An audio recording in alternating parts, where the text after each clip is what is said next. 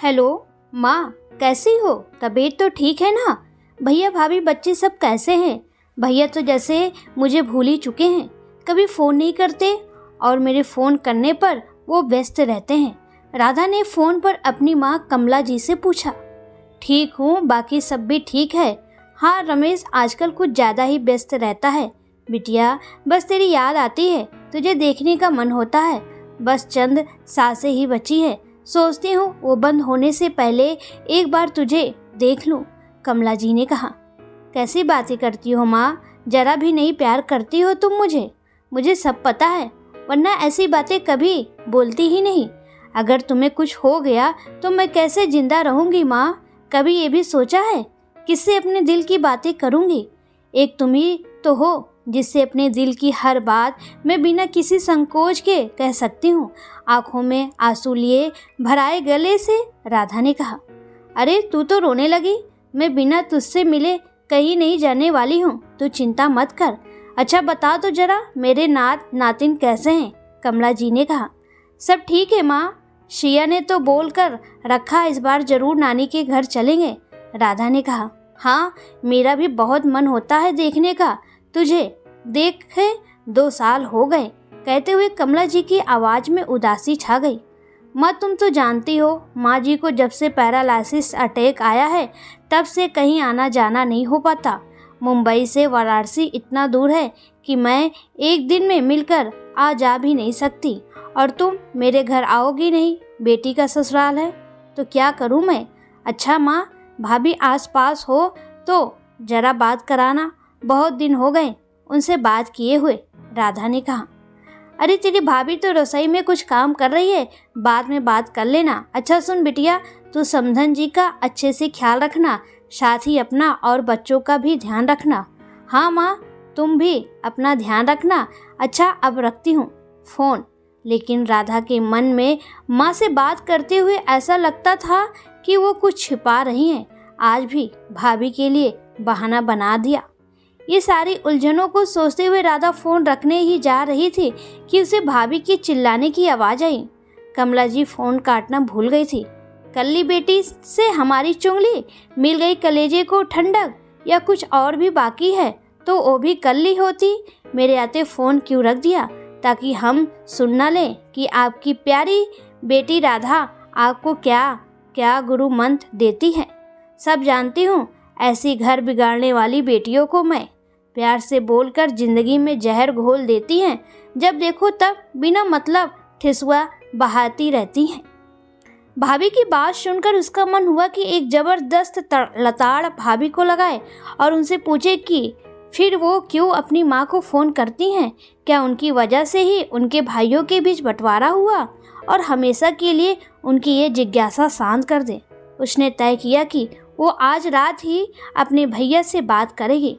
दरअसल राधा के पापा बचपन में ही गुजर गए थे, तो उसकी मम्मी ने ही सिलाई बुनाई करके उन दोनों को पढ़ाया लिखाया और माँ बाप दोनों का फर्ज निभाया। कमला जी ने बड़े अरमान से अपने बेटे के लिए रीना को बहू रूप में चुना था, लेकिन सीधी सादी कमला जी को बहू तेज तर्रार मिली। वो घर के कोई काम नहीं करती, रोज ही किसी न किसी बीमारी का बहाना बनाकर सिर्फ आराम करती और रमेश को उसकी माँ बहन के खिलाफ भड़काती रहती।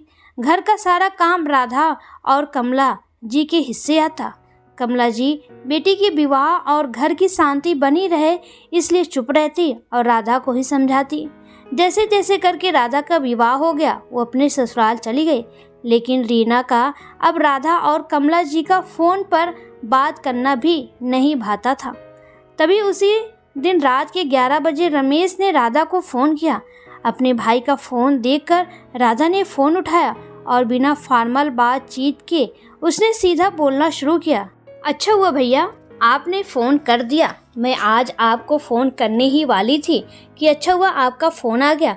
सुबह ही मैंने माँ से बात की तो वो कह रही थी कि तब तक रमेश ने कहा, राधा माँ हमको छोड़कर हमेशा के लिए चली गई। क्या? नहीं, ऐसा कैसे हो सकता है? सुबह तक तो सब ठीक था, फिर अचानक क्या हो गया माँ को? चीखते हुए राधा बोली और दहाड़े मार कर रोने लगी। उसके हाथ से फ़ोन छूटकर गिर गया। राधा की रोने की आवाज़ सुनकर उसके पति अमन ने उसको संभाला और रमेश से कहा कि मैं राधा को फ्लाइट से भेज रहा हूँ, तब तक आप उसका इंतज़ार करना। राधा को कम से कम माँ जी के अंतिम दर्शन करा दीजिएगा। अमन ने राधा से कहा, तुम्हारा जाना जरूरी है, तुम जाओ, मैं यहाँ सब संभाल लूँगा। राधा की किस्मत पति और ससुराल के मामले में अच्छी रही। सब उसको प्यार करते और उसके जज्बात समझते थे। राधा अकेली फ्लाइट से घर पहुंची, लेकिन तब तक रमेश ने कमला जी का अंतिम संस्कार कर दिया था। ये बात जानकर राधा खूब रोई। रोते रोते सिर्फ इतना कहा, इतनी भी जल्दी क्या थी भैया, कम से कम मुझे अंतिम दर्शन तो कर लेने दिया होता। माँ तुम क्यों चली गई मुझे अकेला छोड़कर? माँ, बिना माँ के वो घर उसके लिए बेगानों का घर लग रहा था। वो अकेली रो रही थी, लेकिन उसकी भाभी उसके नज़दीक नहीं आई। रमेश ने सिर्फ इतना कहा, अब भगवान के आगे किसकी चली है, सबको तो एक ना एक दिन जाना ही है। राधा सोच में थी कि आखिर ऐसी क्या बात हो गई, उसकी माँ उसे यूँ अचानक अकेला छोड़कर दुनिया से चली गई। उसका मन हो रहा था कि वो अपने भाई भाभी से ये प्रश्न करे कि उन लोगों ने उसके कहने पर भी उसको माँ के आखिरी दर्शन क्यों नहीं कराए, क्यों आनन फानन में उनका अंतिम संस्कार कर दिया गया। पूरी जिंदगी कठिन और विपरीत परिस्थितियों में भी हिम्मत न हारने वाली मेरी माँ आखिर अचानक दिल से इतनी कमज़ोर कैसे हो गई। हालांकि कहीं न कहीं राधा का अंतर्मन उसकी वजह भी अच्छी तरह जानती थी। वह जानती थी कि उसके सहृदय और स्वाभिमानी माँ ने आज तक अपना हर रिश्ता ईमानदारी से निभाया है, जब तक हाथ पांव चले किसी पर बोझ ना बनी। तभी राधा को घर के बाहर चबूतरे पर बैठा देखकर घर में काम करने वाली बाई राधा के नज़दीक आई और उसने कहा, बिटिया रो नहीं, अच्छा हुआ कि वो इस नरक भरी जिंदगी से मुक्त हो गई। कैद से मुक्त होकर वो आज़ाद हो गई, वरना बहू रानी ने तो इससे बात मत करो, वो पड़ोसी गलत है, यहाँ मत बैठो, वहाँ मत खाओ, जैसे तमाम नियम कायदे में उनकी ज़िंदगी बांध दी थी। यहाँ तक कि मुझसे भी उन्हें बात करने की इजाज़त नहीं थी। एक तरह से उनकी ज़िंदगी को बस कमरे में कैद कर दिया गया। सुबह से लेकर शाम तक हजारों बार एहसान भरे बोलियां बोली जाती, ये जताया जाता कि उन्होंने घर में रखकर एहसान किया है, वरना तो लोग आश्रित माँ बाप को तो वृद्धाश्रम छोड़ देते हैं। उन्हें हर पल आश्रित होने का एहसास कराया जाता। पिछले 1 साल से तो भाभी के साथ साथ भैया ने अपने बच्चे सहित उनसे बात करनी बंद कर रखी थी। राधा की तो जैसे होश ही उड़ गए ये सारी बातें सुनकर, लेकिन आज तो उसने मन की भड़ास निकालने की ठान ली थी। आज उसने तय किया कि वो सारे सवालों के जवाब लेकर रहेगी, चाहे माँ के साथ उसका मायका ही खत्म क्यों ना हो जाए। भले आज उसे भाई बहन के रिश्ते को त्यागना पड़े। वो अपने आंसू को पोंछकर सीधा भाई भाभी के कमरे में गई, जहाँ हंसी ठिठोली हो रही थी। अचानक राधा को दरवाजे पे देखकर उसके भाई भाभी चौंक गए। क्या हुआ राधा? रमेश ने पूछा। राधा ने कहा, भैया आप माँ से बात क्यों नहीं करते थे? रमेश बोला, मतलब? भैया सवाल के बदले आज मैं सवाल नहीं जवाब जानना चाहती हूँ, राधा ने कहा। रमेश ने मुस्कुराते हुए कहा, अरे ऐसा कुछ नहीं है, वो इधर कुछ महीनों से मम्मी किसी बात को समझना नहीं चाहती थी। हमारे बोलने से उन्हें और बुरा ही लग जाता था, तो मैंने सोचा ना कोई बात होगी और ना उन्हें बुरी लगेगी, बस इसलिए बातचीत बंद कर दी थी। इतना सुनते राधा का गुस्सा आज 7वें आसमान पर पहुंच चुका था। मन तो कर रहा था कि एक जोरदार तमाचा मारे भैया को, लेकिन खुद को शर्मित करते हुए उसने बोला, अच्छा इस तरह तो आपको और भाभी को भी कई बार एक दूसरे की बात बुरी लग जाती होगी, यहाँ तक कि बच्चों की भी बुरी लग जाती है कभी कभी। तो क्या आप सब एक दूसरे से बातचीत बंद कर देते थे, या ये नियम सिर्फ मेरी माँ के लिए बनाया गया था? क्यों, सही कह रही हूँ ना मैं? नियमता आप और भाभी को भी बहुत पहले बात करनी बंद कर देनी चाहिए थी, क्योंकि आप दोनों की तो बात बात पर बहस हो जाती थी।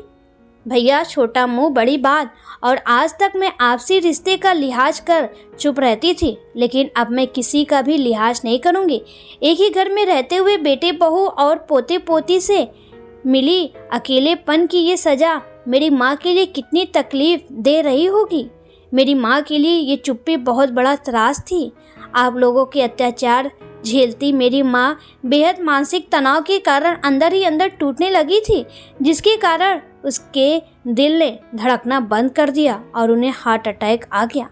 तब तक राधा की भाभी ने कहा, हम चुपचाप तुम्हारी बेकार की बातें सुन रहे, तो इसका मतलब ये नहीं कि तुम्हारा जो मन में आए बोलते जाओ, लेकिन अगर कायदे से देखा जाए तो ये सब कुछ तुम्हारे फ़ोन करने की वजह से हुआ। तुम ही उनसे ससुराल का दुखड़ा रोती रहती थी, हमारे खिलाफ माँ जी को भड़काने रहती थी, जिससे उनको हमारी हर अच्छी बात बुरी लगती थी। राधा भाभी को अच्छे से समझती थी, लेकिन बड़े होने का लिहाज करके चुप रहती थी। आज राधा ने अपनी भाभी से कहा, क्या बात है भाभी? मैं ये तो जानती थी आपकी सोच घटिया है। अपने आप को पाक साफ साबित करने के लिए आप किसी को भी बुरा साबित कर सकती हैं, लेकिन इतना घटिया सोच होगी ये मुझे आज पता चला।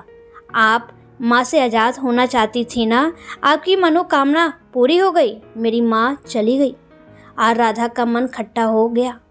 आज उसने अपने भाभी भैया से सिर्फ इतना कहा, मेरी माँ ने पूरी ज़िंदगी तमाम कठिनाइयों और परेशानियों के बीच कभी आंसू ना बहाए, सभी चुनौतियों को हंसकर मुकाबला किया। तो अब जबकि वो अपने सभी दायित्वों से मुक्त हो चुकी थी, उनके सुकून से रहने के दिन थे, मगर आप लोगों ने उन्हें सुकून से नहीं जीने दिया। भाभी के सामने आज राधा ने अनगिनत सवालों की श्रृंखला खड़ी कर दी। फिर राधा ने कहा, मैं अभी इसी वक्त इस घर से जा रही हूँ।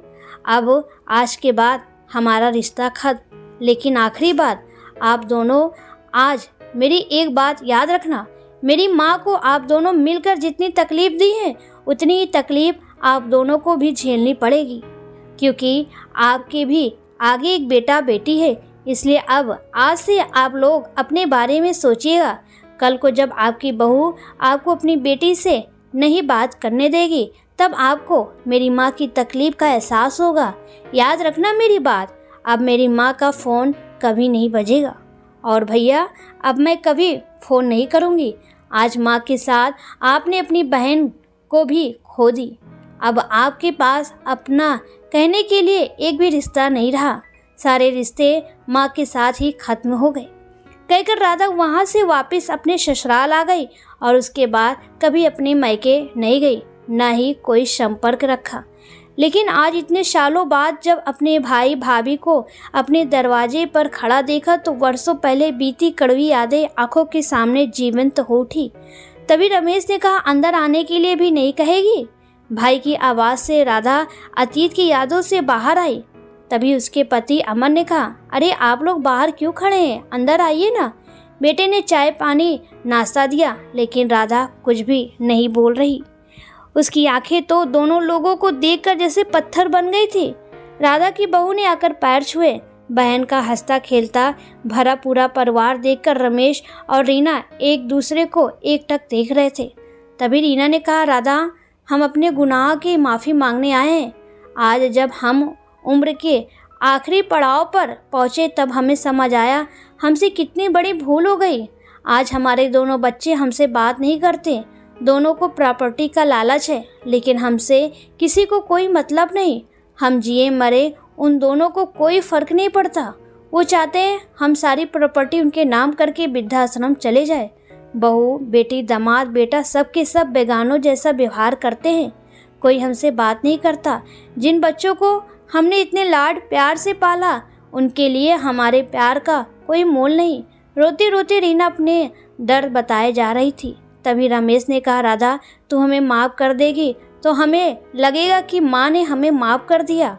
अब माँ तो है नहीं कि उनसे हम माफ़ी मांग सकें, इसलिए तुझसे हाथ जोड़कर बोल तो तेरे पाँव भी पड़ता हूँ, लेकिन हमें माफ़ कर दे बहन, बड़ी उम्मीद से हम तेरे पास आए हैं। राधा ने सिर्फ दो टूक ही कहा, माफ़ करना मेरे बस में नहीं भैया, क्योंकि जिसके साथ ये गुनाह आप लोगों ने किया था, माफ़ करने का अधिकार भी उसी का है। मुझे माफ़ कीजिए, मैं आपकी कोई मदद नहीं कर पाऊंगी। राधा सोचने लगी कि शायद लोग सही कहते हैं कि अपने कर्मों की सज़ा हमें देर से ही सही, लेकिन ज़रूर मिलती है। दोस्तों, किस किस के माँ के साथ ऐसा होता है, प्लीज़ हमें कमेंट में ज़रूर बताएं।